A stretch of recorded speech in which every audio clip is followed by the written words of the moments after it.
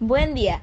Hoy nos encontramos en el estudio de grabación para presentarles el programa del día de hoy, con sus servidoras Shirley, Dana, Daniela y yo, su servidora Ivana. El día de hoy les presentamos un tema interesante que nos define nuestro día a día como ciudadanos y sociedad, el científico Augusto Comte y su filosofía, el positivismo. El día de hoy les vamos a hablar sobre Augusto Comte, de su vida y sus aportaciones.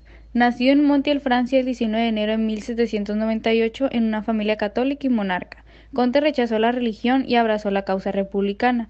En 1817 se convirtió en secretario de Henry, quien influyó poderosamente en sus ideas. En 1824 dejó de trabajar con él e inició un curso de filosofía positiva con el apoyo del financiero John Stuart Mill, entre otros. Es comúnmente considerado el iniciador del positivismo y de la sociología científica. El centro de la gravedad de su doctrina es la ley de los tres estados formulada ya en las obras de Juventud. En ella se contiene su crítica a la religión y la metafísica y la declaración de su positivismo. Este pensador ha sido señalado como el primer filósofo científico con historia y su reputación estuvo en lo más alto del siglo.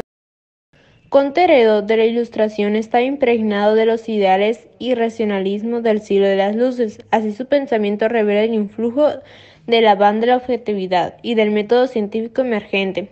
Durante la época ilustrada era el siglo de las luces, era el siglo de la razón. Respondiendo a esta necesidad, empezó la sociología a configurarse como ciencia la primera mitad del siglo, concebiendo el desarrollo de otras ciencias sociales, como la antropología, economía y ciencia política. Así la sociedad nace después de la Revolución Francesa, en la que triunfa la clase media y en las vísperas de la aparición de otra clase social, los obreros. Para Comte, la sociología tiene como objetivo de estudio a la sociedad misma, considerada como una trama espiritual, como cultura, buscando sus elementos componentes y las leyes que regulan sus conexiones. Comte identificó tres estados del Congreso del conocimiento humano.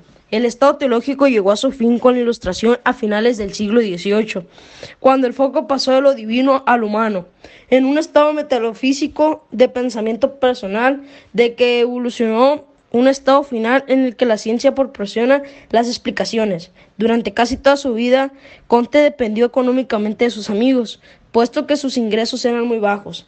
De aquellos allegados a él, se encontraban figuras como Johann Stuart y Emil Dicker.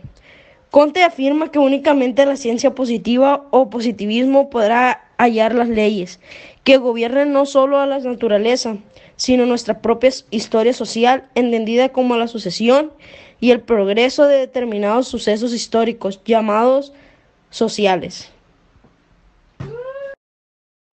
Ocupó sus últimos años en tratar de convertir la filosofía positiva en una nueva fe.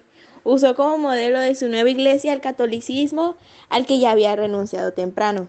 Sin embargo, en la propuesta religiosa planteada por Comte, los santos ya eran científicos, filósofos políticos y otras personalidades importantes de la historia, y el ser supremo que era el alabado era la sociedad misma. Finalmente fallece en París, Francia, el 5 de septiembre de 1857. La influencia y trabajo de Augusto Comte fue particularmente intensa en América Latina, especialmente en México y en Brasil.